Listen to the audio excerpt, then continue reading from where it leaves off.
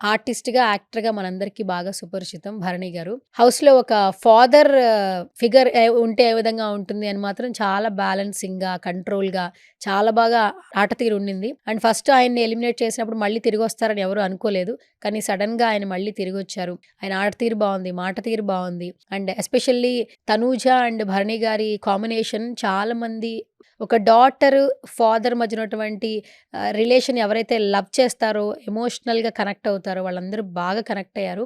And 'Bharani' గారు eliminate అవుతున్నారని తెలియగానే తనూజ కళ్ళల్లో బాధ. సో, బయటకొచ్చేసేటప్పుడు ఆయన గూడా ఆయన ఫీలింగ్స్‌ని చాలా బాగా ఎక్స్‌ప్రెస్ చేశారు తనూజ కోసం.